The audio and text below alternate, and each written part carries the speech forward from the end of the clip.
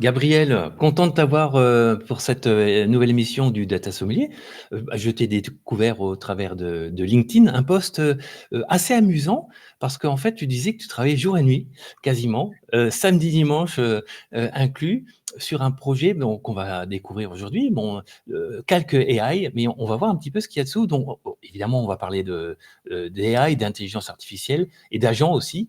Et tu vas nous montrer un petit peu c'est ton moment pour nous dire ce que tu fais et quel est ton projet. Voilà, Bah, donc écoute, welcome. merci beaucoup Stéphane, pour l'invitation. Déjà, ça me fait plaisir de pouvoir discuter avec toi. En plus, j'ai eu le plaisir du coup de te découvrir, après, enfin, quand tu m'as contacté et tu as un contenu qui est super cool, donc c'est cool de m'inscrire dans la continuité de toutes les personnes que tu as interviewées, dans le passé et donc oui, effectivement, on travaille, jour et nuit, enfin 7 jours sur 7. Ça, c'est un peu le syndrome des fondateurs et des builders, que tout le monde connaît, enfin tout le monde qui passe par ça.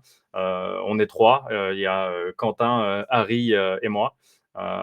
Donc chacun a ses responsabilités on est deux en France. Quentin et moi, on est en France et Harry, il est au Canada. Harry, c'est celui qui fait toute la partie technique. Quentin se charge de toute la partie, surtout, on va dire un peu plus business et produit. Et moi, je fais toute la partie GTM. Mais aussi, enfin, j'ai une énorme appétence technique parce que j'ai été aussi dev dans le passé. J'étais product marketing manager avant dans plusieurs boîtes et donc je suis obsédé par le produit et surtout par les retours clients et par les relations qu'on peut établir avec eux parce que je pense que c'est la meilleure manière pour faire évoluer un produit dans le bon sens et donc voilà, donc c'est ce pourquoi je bûche tout le temps, tout le temps. Donc, ok, donc petite structure, vous êtes trois, vous avez une idée et vous êtes lancé dans un développement. C'est ça. Comment c'est venu? C'est bon, c'est vrai que on est, comment dire ça, pas noyé, mais presque. Enfin, l'année 2025, c'est l'année des agents, c'est l'intelligence artificielle partout. Donc voilà, tu as été forcément influencé par tout ça, mais l'idée de départ, l'impulsion de départ. L'impulsion de départ, alors, tu as raison, ce qu'on appelle l'agentique, l'IA agentique est en plein essor. C'est tout le monde souhaite se mettre sur cette verticale et en fait, ce qui s'est passé, c'est qu'à la base, l'idée d'origine, c'est Quentin qui l'a eu, avec Harry. Moi, je suis arrivé un peu plus tard, parce qu'en fait, on lui avait demandé, d'implémenter, une solution d'IA, au sein d'une boîte et c'est là c'est là que ça a fait tilt pour lui. Il a dit: «Mais en fait, les boîtes opèrent en silo. Il faut qu'on puisse les aider à travailler de manière plus horizontale et d'avoir accès à l'information de manière beaucoup plus simplifiée. Et lorsqu'on Bon. s'est rencontré avec Quentin, c'est pas anodin le fait que mon support aujourd'hui, c'est sur Notion. C'est qu'en fait, Quentin et moi, on s'est rencontrés à un Make with Notion Day, donc à Paris, qu'ils avaient organisé en novembre, il me semble. Et il m'a mentionné l'idée et en fait, pour moi, ça a fait tout de suite sens parce que c'est quelque chose c'est un challenge auquel j'ai été confronté, mais dans toutes les boîtes par lesquelles je suis passé, c'est le besoin que tu as d'avoir des informations qui sont dans d'autres départements et tu n'y as pas accès. Et donc, la seule manière d'y avoir accès, c'est de demander un rendez-vous, de demander une réunion, parce qu'en plus, on travaille souvent en full remote, donc de déranger les gens, de leur demander de réexpliquer. En fait, c'est infernal, et surtout ça ralentit les processus de progrès, de développement, d'une solution et quand Quentin m'a mentionné son idée, je me suis dit: «Mais c'est l'idée du siècle», en tout cas pour moi et donc j'ai dit: «Ouais, écoute, j'ai c'était la fin de l'année, il y a eu quelques choses qui sont passées. On a laissé Noël s'écouler, le nouvel an, et quand on est arrivé en début 2025, j'ai dit vas-y, je rejoins l'aventure à 100%. Moi, je souhaitais aussi sauter le pas de l'entrepreneuriat. Et d'ailleurs, je remercie aussi Quentin parce qu'en fait, on s'est entendu. Il y a eu un match made in heaven, comme on dit en anglais, qui a été immédiat. On s'est tout de suite très bien entendu et avec Harry et on a dit bah, c'est parti. Donc je les ai rejoints à 100%.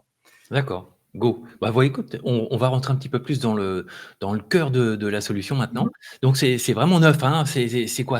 Tu es en mode version 0, version 1, c'est ça, hein? En fait, ouais, on est plutôt en vert. En gros, là, ce qu'on a, c'est un. En fait, au début, quand je les ai rejoints, c'était vraiment MVP en processus de complétion.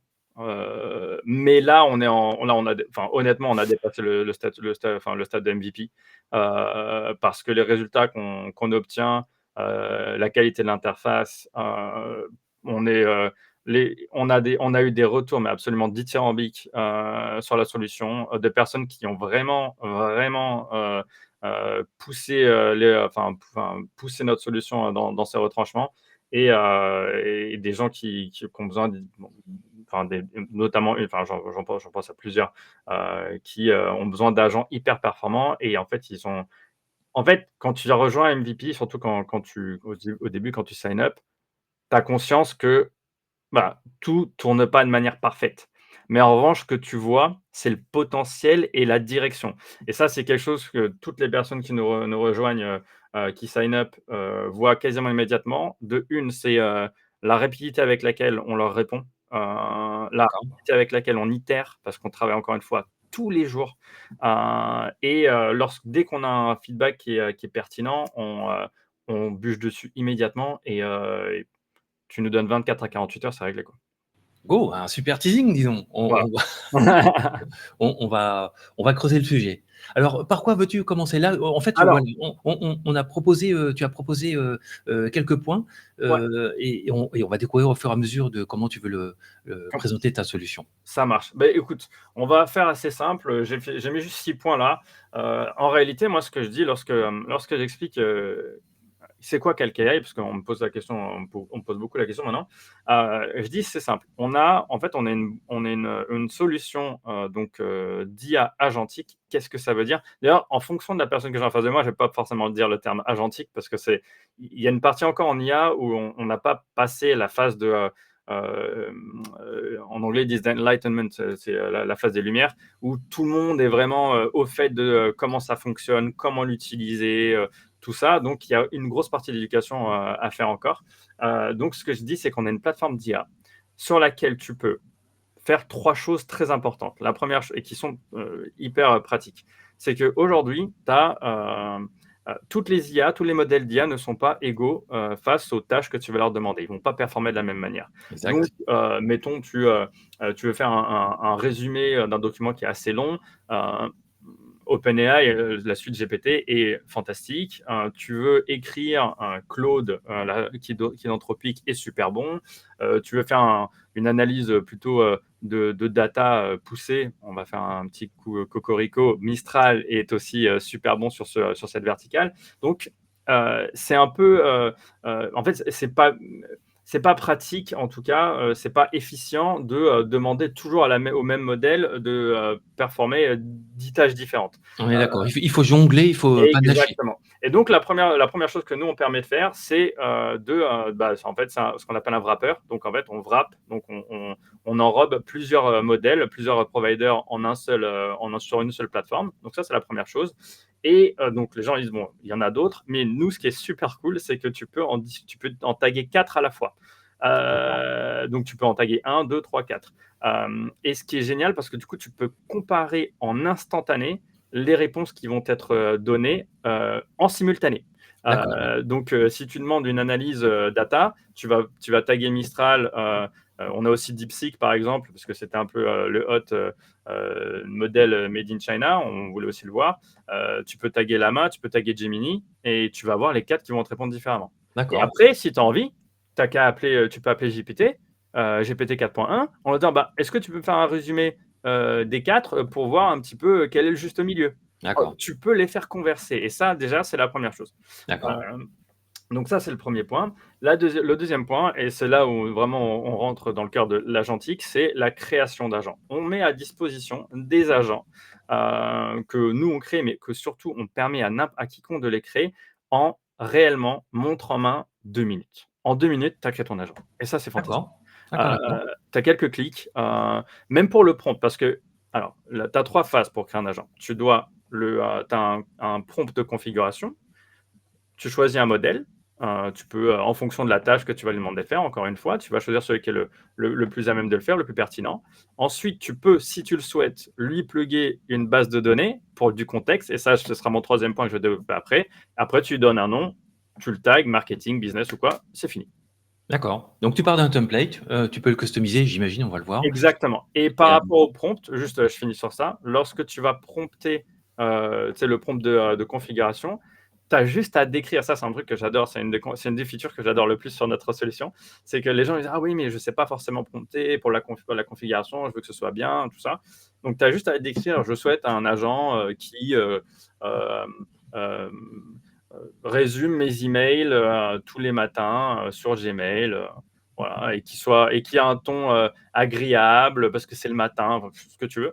Tu mets ça, tu mets juste générer prompt dans la fenêtre et je vais le montrer après. Et ça va, en fait, on te transforme le prompt en prompt de configuration agent. Donc on fait le travail pour toi. d'accord, d'accord, d'accord. Donc ça, et ça, c'est fantastique.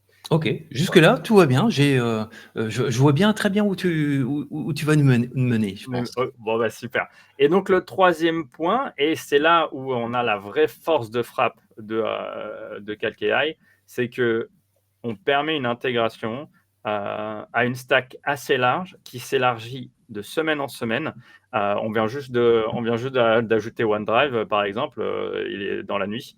Euh, on a Notion, on a Google Drive, Brevo, HubSpot, Asana, Jira, je pourrais continuer, qui en fait, sur lesquels tu vas brancher tes agents et qui vont donc avoir un contexte immédiat. Parce qu'en fait, le truc le plus chiant, lorsque quelqu'un parle avec une IA, et ça c'est le retour que tu as constamment, c'est qu'à chaque fois, tu dois lui donner du contexte de manière manuelle. Tu dois expliquer, bon alors, il se passe ça, et donc c'est dans ce cadre-là. Là maintenant, c'est fini. En fait, aujourd'hui, les gens ne veulent plus faire ça. Ils veulent discuter avec une IA qui sait déjà de quoi on va parler. Ouais, ouais, très Et clair. donc, tu vas développer des agents. Par exemple, tu vas faire un agent qui spécialise, par exemple, de l'analyse de tâches sur Asana. Ouais, Tu vas développer un agent qui est spécialiste de la relation client et que tu vas brancher à HubSpot, d'accord. avec qui tu vas converser pour, mettons, si tu es en sales, savoir quels sont les deals les plus importants, sur ceux sur lesquels tu devrais te pencher le plus, ceux qui ont besoin d'un follow-up, aller chercher une information parce que tu as oublié un détail sur un call que tu vas avoir peut-être dans 5 minutes, et sur lesquels on t'a invité à la dernière minute, donc en fait à la base qui n'est même pas ton account. En fait, on permet de jongler et d'avoir le contexte métier immédiatement, et franchement, pour le coup, c'est fantastique. D'accord, donc tu verticalises, tu Exactement, spécialises un agent sur un contenu bien précis ou exact, par rapport à un domaine bien précis. D'accord. exactement. Jusque-là, 100 d'accord avec toi. Je vois très bien. Et le Mmh. multitagging, parce qu'en fait, quand je te disais tout à l'heure, tu pouvais taguer quatre modèles différents, tu peux aussi taguer plusieurs agents. Donc, et tu peux tout faire dans la même conversation. Donc, mettons, tu vas demander dans la même conversation, tu vas taguer l'agent qui est responsable de tes emails. Ensuite, tu vas taguer l'agent qui est responsable de HubSpot, et tu vas dire, ah, bah, peut-être que j'avais une conversation email. Donc, tu vas demander la conversation email avec tel client. Tu vas dire, ah, bah, tiens, agent HubSpot, est-ce que tu peux aller me récupérer les informations de cette personne-là? Tout va venir ensemble. Et là, tu vas peut-être avoir un autre agent qui va être spécialiste de la rédaction. Tu vas brancher modèle Claude derrière. Et tu vas dire, bah, fournis-moi une réponse, s'il te plaît, qui sera adaptée à l'email et aux informations qu'on a sur lui. D'accord, donc chacun sa tâche et Exactement. chacun sa fonction et sa spécialisation. Exactement. D'accord. Donc voilà. Donc ça, c'est vraiment la force de frappe. C'est là où on va le plus en venir. Et encore une fois, et c'est là où Quentin, quand il m'a expliqué sa vision, c'est là où moi j'ai. En fait, il m'a parlé d'un pain point que moi j'ai ressenti un nombre incalculable de fois lorsque j'étais salarié, c'est les silos. Que tu le veuilles ou non, tu as des silos dans toutes les boîtes. Ouais, je confirme et ça c'est pas nouveau, hein. C'est pas nouveau, mais C'est c'est vraiment ce qui, c'est le plus gros obstacle en fait au développement d'une boîte, en toute honnêteté. Moi, j'ai travaillé en marketing. Combien de fois j'ai vu des personnes qui étaient responsables du contenu ne pas être au fait des bénéfices d'une feature qui allait être launchée, et qui du coup devaient demander des calls soit avec tes product managers, soit avec carrément les devs qui ont fait la feature, pour qu'ils en fait, ils leur expliquent exactement à quoi ça sert et comment on l'utilise. Parce que du coup, le content manager, c'est lui qui est responsable de faire la pub de la feature avec les gens qui sont en marketing. Mais eux, s'ils n'ont pas les informations, s'ils ne comprennent pas bien, ils ne peuvent pas bien l'expliquer. Et ouais, ça c'est qu'un exemple. En sales, par exemple, les sales, ils ne sont pas forcément faits des nouvelles battle cards qui vont sortir pour justement pouvoir contre-argumenter face à un prospect. Ça, c'est le marketing qui doit s'en servir, qui doit le faire. Mais peut-être qu'il y en a déjà, peut-être qu'elles ont déjà été faites, et le site, il ne le sait pas. Bon, c'est une mauvaise communication, mais bah, au lieu de leur demander, tu pourrais directement demander à un agent au sein de ta boîte. C'est beaucoup plus simple. Et en plus, il irait te chercher l'information. Ouais. Ah, Bah, aussi, bon, il y a des grands débats, c'est pas forcément le sujet du jour, mais sur l'efficacité et pourquoi les silos. Mais on peut aussi voir un silo comme je dirais un domaine fonctionnel hyper performant, et parce qu'il était en silo. Et mm. justement, après, dans l'entreprise, ben, c'est ça la complexité, c'est de casser un peu quelques silos pour créer de la valeur. Mais dans la data, on voit ça depuis 30 ans, hein. Depuis que la data, enfin depuis que je fais de la data, ça a été toujours une grosse problématique. Mais l'avènement de l'IA agentique, en tout cas, moi, j'y crois vraiment fort, comme tu l'as dit, ça va, en fait, ça va détruire justement ces silos, ça va permettre, de résoudre ce problème qui est aussi vieux que la data, pour le coup. Ouais, c'est clair. Bon, tu sais, on recoupe plein de sujets que j'ai déjà un petit peu abordés, notamment le data mesh et autres. C'est pas le sujet du jour non plus, mais c'est pour ça que je comprends vraiment où tu vas nous mener, je crois. Oui, oui. Après, en fait aussi, tu sais, au début, on avait des discussions un petit peu sur la segmentation, sur qui est-ce qu'on allait viser, tout ça.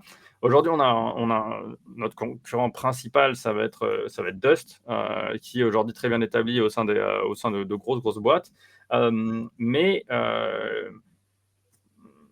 ils ont fait un travail fantastique, bien évidemment, mais l'utilisation de Dust est quand même plus complexe que ne l'est celle de CalcAI. En fait, nous, vraiment, l'objectif, c'est que ce soit simple parce que on vise aussi des personnes. Si tu veux démocratiser l'IA, tu peux pas rendre ça compliqué. Il faut que ce Ouais. soit simple. J'ai fait un post aussi l'autre jour dessus. Si ton IA a besoin d'un manuel, c'est pas bon.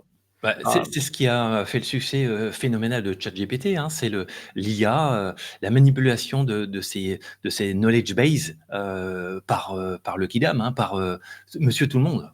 exactement. On est d'accord. Exactement.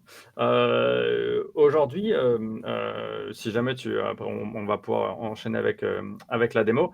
Hem, heu, les gens doivent pouvoir comprendre ce qui se passe sur une plateforme de manière très simple, et nous, la raison pour laquelle on le fait aussi, c'est que, on vise aussi des personnes qui sont des solopreneurs, des personnes qui sont tout seuls ou qui sont 2, des petites structures à 2 ou 3, et qui eux, parce qu'en fait, tu as aussi ça, c'est l'autre aspect, c'est que dans les plus grosses boîtes dans les startups, scale-up entre 20 et 50 personnes, là, tu vas casser du silo. Mais en revanche, sur des plus petites équipes, tu vas leur permettre de décupler leurs efforts, justement en créant des agents qui sont responsables de tâches qui sont hyper redondantes. Alors ça, c'est un petit peu le motto de l'IA en général, mais justement, en fait, si tu fais une plateforme complexe, ces personnes-là qui n'ont pas forcément les connaissances pour pouvoir, ou le temps non plus, très important parce qu'ils n'ont pas les ressources nécessaires pour développer un modèle hyper complexe ou un agent hyper complexe, il faut qu'ils puissent le faire en 2 minutes, quoi, et qu'ils le comprennent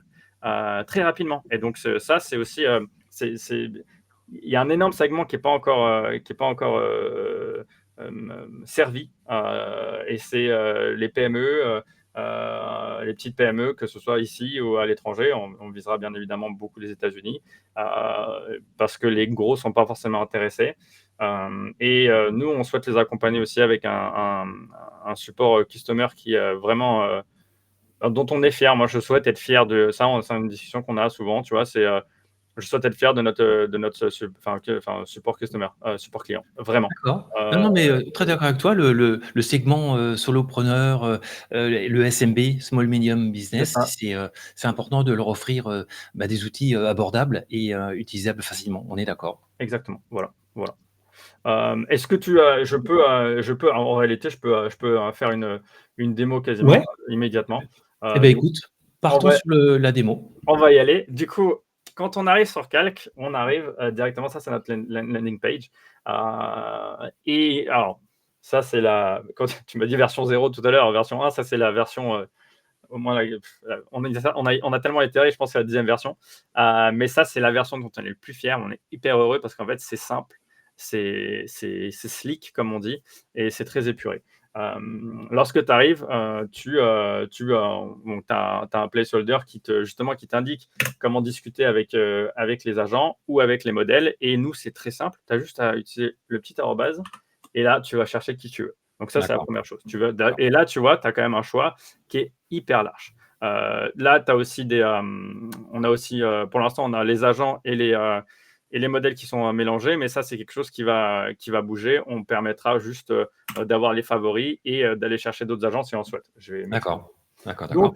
Donc, au début, on se dit aussi, on souhaite que les gens puissent créer un agent hyper facilement. Donc, comment? Il ne faut pas qu'ils aillent chercher. Donc, c'est pour ça qu'on s'est dit, on va le mettre directement là. Comme ça, si jamais ils souhaitent créer un agent, ils peuvent directement y aller. Maintenant, moi, ce que je vais faire, c'est que je vais te montrer la première chose, c'est le modèle wrapper que j'adore. Mettons, alors, on va regarder si... on va demander, tiens, on va demander à GPT-4 et on va demander à Mistral. On va faire ça. Alors, je vais leur parler en anglais parce que les résultats sont toujours plus probants. Do you know about the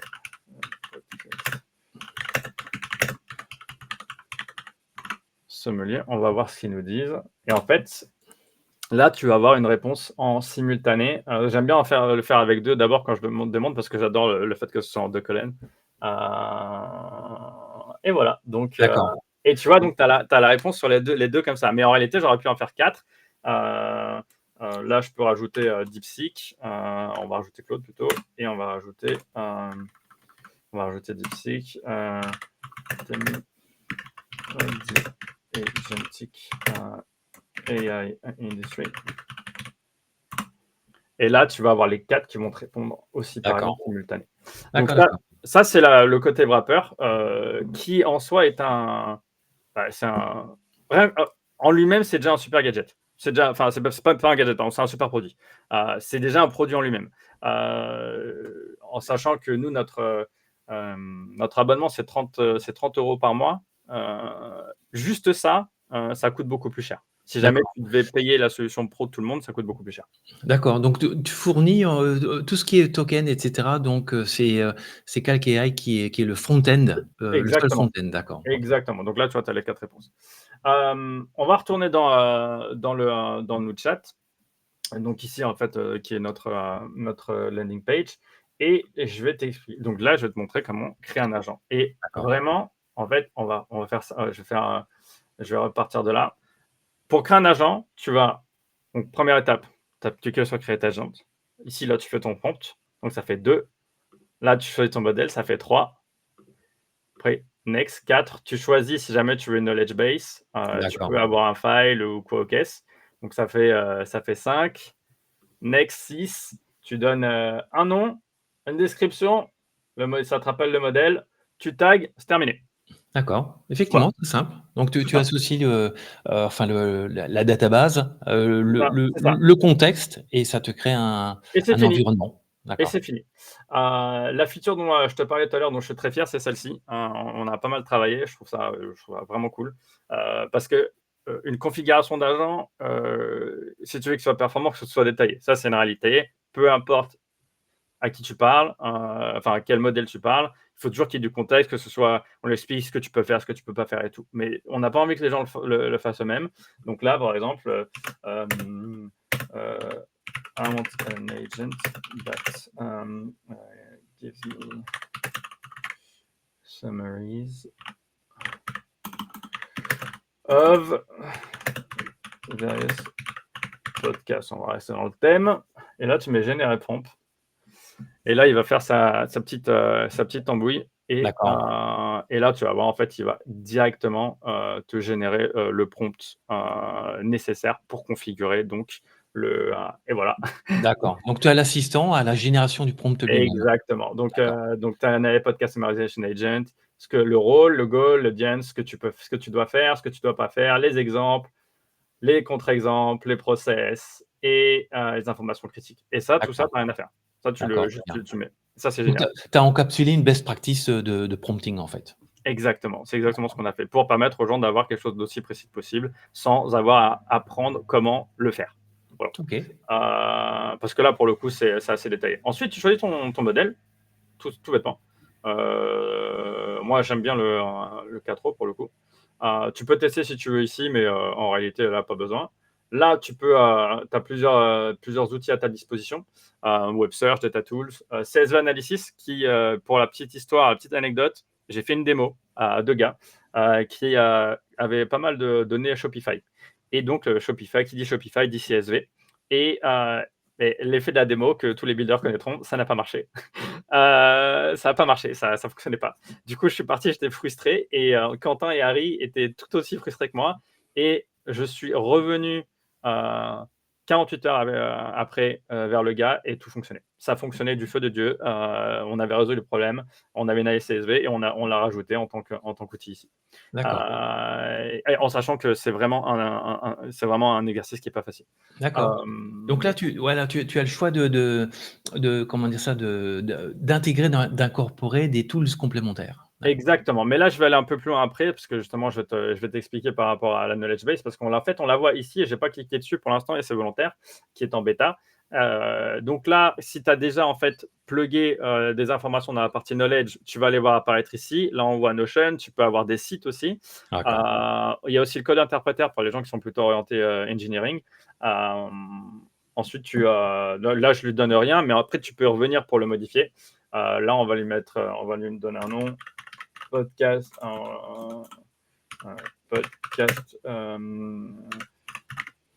summaries. Je fais c'est 2M. Hop. Ouais, pour le moment, R, on va lui mettre un petit mic. Il me semble que c'est bon. Après, description, podcast, GPT 4.0. Alors, la mood of the agent, c'est un peu ce qu'on appelle la chaleur des modèles. Donc, ça, tu es familier. Pour ceux qui ne connaissent pas, plus c'est froid et plus ce sera très factuel, et plus c'est chaud, plus c'est créatif. Et là, c'est du summary, donc on va lui demander d'être plutôt factuel. Là, on va lui donner un petit, on va lui mettre un petit, pour du knowledge d'ailleurs, un petit tag. Donc ça, c'est un tag interne Un tag interne, exactement. Classification interne, d'accord. Et là, l'agent, il est créé et tu peux le retrouver ici, Podcast Summaries. Et tu peux le remodifier ici. D'accord. Et tu peux l'impliquer après dans n'importe quelle conversation. Dans n'importe quelle conversation, exactement. Lorsque je vais ici, au niveau des agents, en fait, on en a beaucoup qu'on a déjà créé. Et dès que tu cliques sur un, tu as les informations. Tu vois le modèle, tu vois ses forces, entre guillemets, et tu vois le prompt en fait, de configuration qui fait qui l'anime et qui fait qu'il est performant. Et là, on en a pas mal. Tu vois aussi, par exemple, le Gmail qui est plugué à l'intégration Gmail. Celui-là, par exemple, le Slack qui est plugué directement à Slack.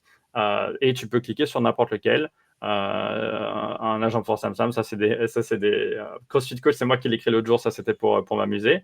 Et donc en fait, tu peux cliquer là et directement discuter avec lui. Voilà. Et c'est là où on peut très bien, facilement imaginer une place de marché où chacun vient rajouter son agent spécialiste. Exactement. Mais ça, c'est quelque chose sur lequel on travaille aussi, c'est qu'on va on va donner la possibilité à tout le monde de rendre leurs agents publics et donc en fait de pouvoir les partager. Lorsque je reviens sur la landing page de chat, donc j'ai été montré par rapport à Create Agents, je t'ai montré comment taguer plusieurs agents, enfin plusieurs modèles ou plusieurs agents. Et en fait, si jamais tu n'as pas envie d'aller là, tu as les agents qui sont directement là, ainsi que les modèles. Et ça, c'est assez cool parce qu'on t'explique aussi ici, si tu cliques sur le i, à quoi chaque modèle sur quoi il est le plus performant. Ouais, d'accord. Voilà. Donc, tu peux cliquer sur n'importe lequel, DeepSeek, et ça te donne une overview de ses capacités et de ce pourquoi il est le meilleur. Et si tu descends un peu, tu as aussi accès aux agents. Et pareil, tu peux avoir des informations sur ce qu'ils font, comme je te montré avant. D'accord. Très clair. Voilà. En tout cas, l'interface a l'air très immédiate. Oui. Voilà, pas de complexité, et il n'y a pas de limite en termes de création d'agents. Voilà, tu peux encapsuler tout un tas de documents et en les paramétrant finement. Le dernier point, du coup, la knowledge base que je t'ai pas montré jusque-là, mais là, qui est en construction, mais qui est quand même très performante sur beaucoup des intégrations qu'on a.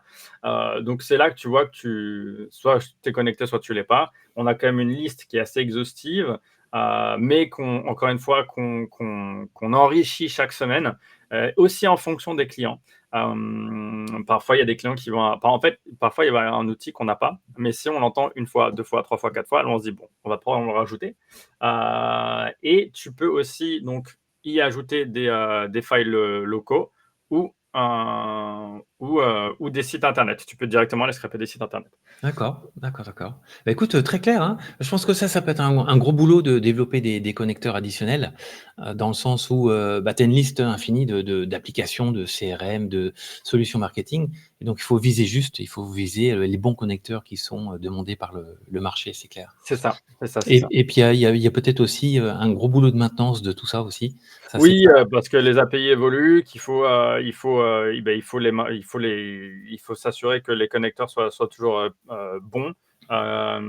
Et aussi, t'as pas la même logique. Si nous, par exemple, si tu utilises Airtable ou si tu utilises Notion, t'as pas forcément la même logique. exact.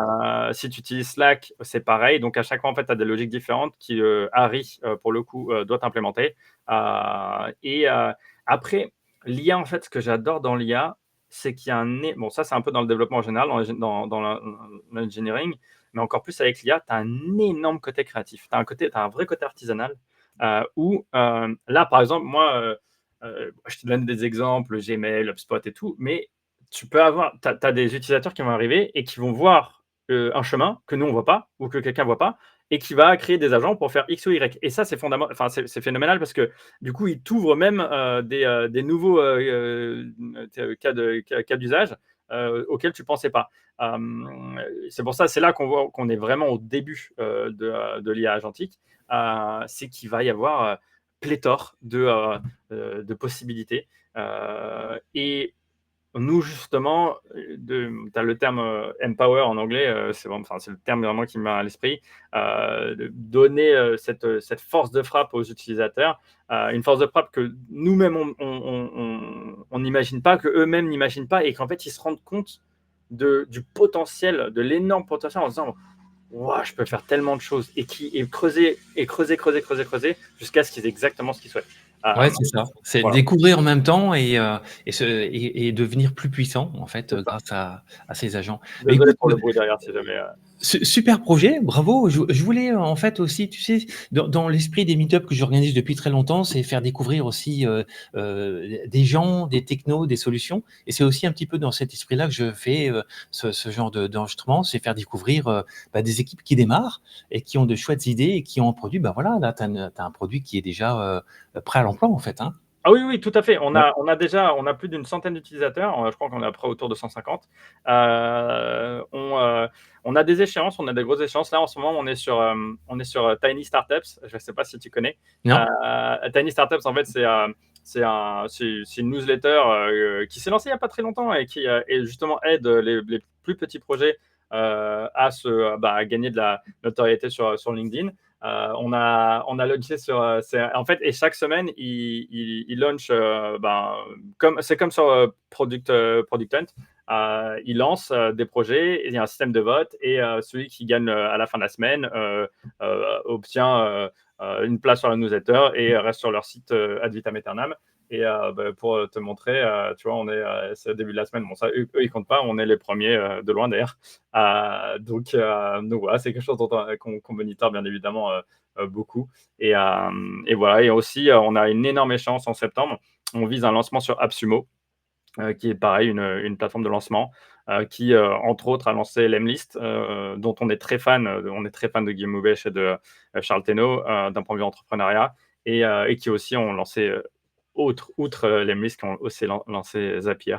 Donc, on vise un lancement sur cette plateforme en septembre. C'est pour ça qu'on travaille énormément pour être prêt, pour consolider tout ce qu'on a, implémenter autant de feedback que possible, et on invite tout le monde. D'ailleurs, actuellement, en fait, on offre l'abonnement jusqu'au 5 septembre. Si jamais tu veux utiliser notre plateforme, c'est gratuit jusqu'au 5 septembre. justement pour la seule contrepartie, c'est nous donner quelques feedbacks, de tester la plateforme, de la pousser dans ses retranchements et de parler de nous en bien si jamais l'utilisateur est heureux. Et pour le moment, encore une fois, on a des retours qui sont excellents, donc on est ravis.